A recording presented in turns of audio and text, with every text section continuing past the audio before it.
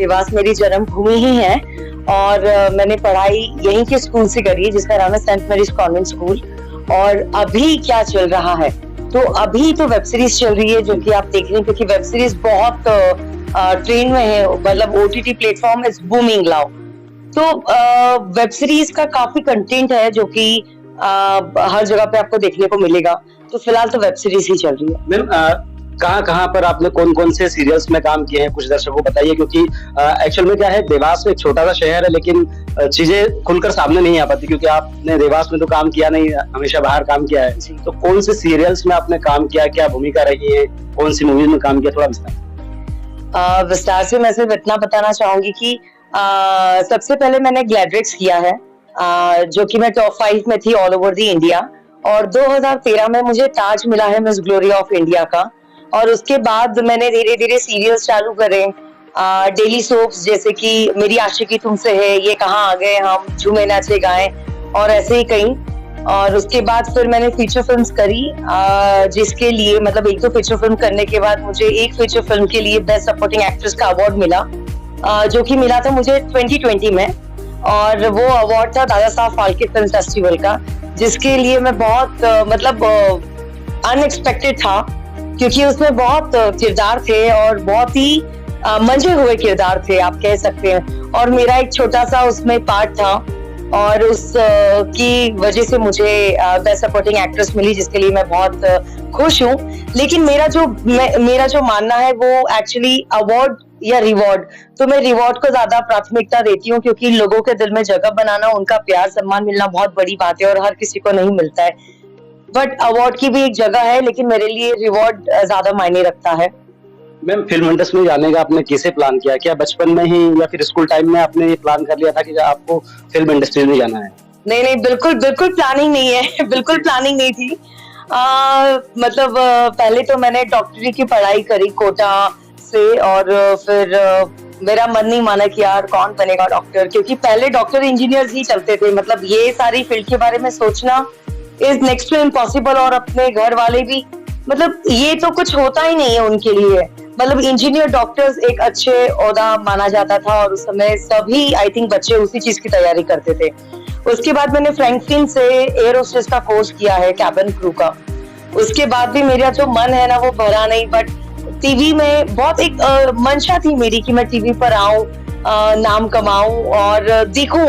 Main तो उस समय मुझे एक्टिंग के बारे में नहीं पता था, बट यही जो मैंने जिस चीज को दिल से चाहा वो मुझे मिला। और इसमें मेरे घर वालों का सपोर्ट रहा। मेरी माँ हमेशा मेरे साथ खड़ी रही हर वक्त हर समय, इतना कुछ करने के बाद भी। तो आई थिंक वो चीज मुझे यहाँ तक लेके आई है। और मुझे लगता है कि नॉलेज और अवेयरनेस बहुत जरूरी है और सही गाइडेंस मिलना बहुत जरूरी है। तो मुझे उस समय गाइडेंस देने वाला कोई था ही नहीं। मतलब हम सिर्फ गए, हमने जीरो से, आप कह सकते हैं मैंने माइनस से स्टार्ट किया, धीरे धीरे जाना चीजों को, और काफी वक्त लगा मुझे। और उसके बाद मैंने जो मुकाम थोड़ा बहुत काम किया है वो हासिल किया, और मैं चाहूंगी कि मैं और भी करते जाऊं और अपने देवास का नाम रोशन करूं। छोटी स्क्रीन पे आपने काम किया है, पर्दे पे कोई बड़ी मूवी या फिर आगे कुछ प्लान? हाँ बिल्कुल, पर्दे पे मेरी बड़ी 3 से 4 फिल्म्स आई हैं, जिसका एक नाम है अमफोमंग। सबसे पहले फिल्म थी फालतू, जो कि रेमो डिसूजा जी ने डायरेक्ट करी थी। उसमें मेरा कैमियो कैरेक्टर था। उसके बाद मैंने अमफोमंग करी, जो कि एक जर्मन शब्द होता है, इसका मतलब होता है ट्रांसफॉर्मेशन, बदलाव। तो वो एक सच की तलाश में स्टोरी है। वो भी बहुत इंटेलेक्चुअल स्टोरी है। अगर आप देखेंगे, वो काफी पहले आ चुकी है फिल्म, पीवीआर में रिलीज हुआ था। और उसके बाद अभी हम लोग जमाने के हिसाब से थिएटर से निकलकर वेब सीरीज पर आए हैं, और ओटीटी पे आने के बाद हम ये सोच रहे हैं कि हम क्या कंटेंट दिखा सकें, जिससे हम जो आगे वाली जनरेशन है उनकी मानसिकता या उनका माइंडसेट पॉजिटिविटी की तरफ मोड़ सके। तो जो आगे आने वाली जो हमारी वेब सीरीज है वो पुलिस के ऊपर है, उनकी वर्दी क्या मायने रखती है, उनका न्याय कैसे होता है, या वो किस तरीके से सोचते हैं, या उनका क्या फर्ज है। तो मेरे ख्याल से हम वो पहलू को ज्यादा जागरूक कर सकते हैं।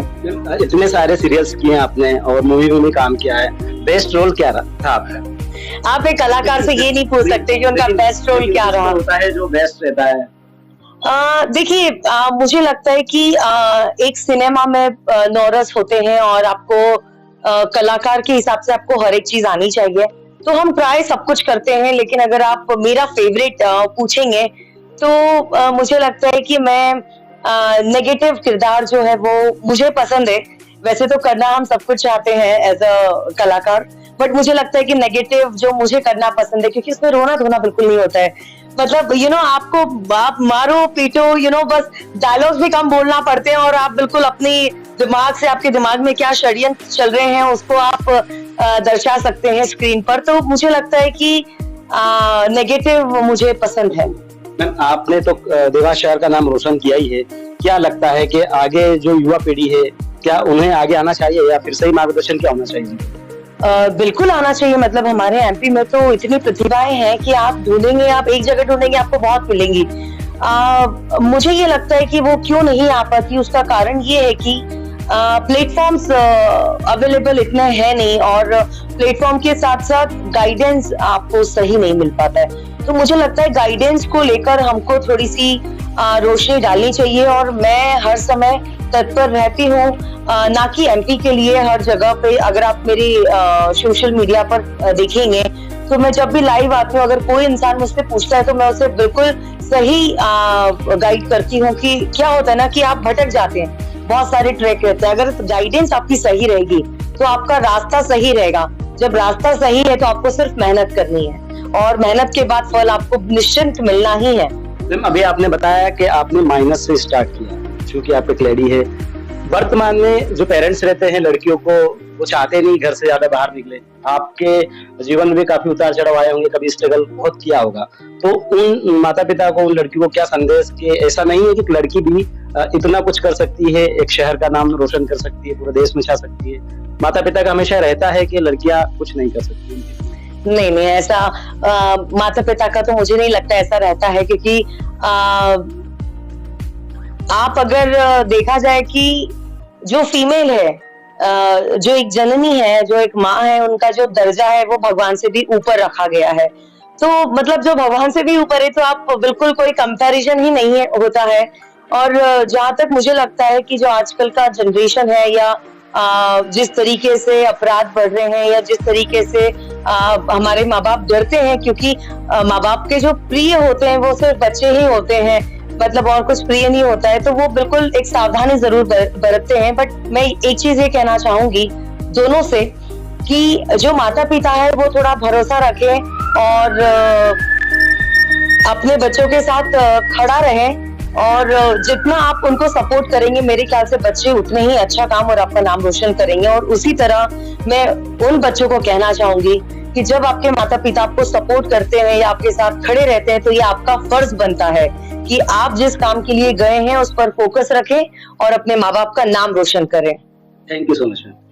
तो ये थे फिल्म डिस्ट्रिक्ट की जो नेहा कपूर जी। इनका स्पष्ट रूप से ऐसा कहना रहा है कि उन्होंने देवास, एक छोटे से शहर से निकलकर देवास का काफी नाम रोशन किया है, और कई ऐसे सीरियल्स में, और अब आने वाले समय में वो जो है बड़े पर्दे पे भी दिखने वाली है, पहले भी दिखी है।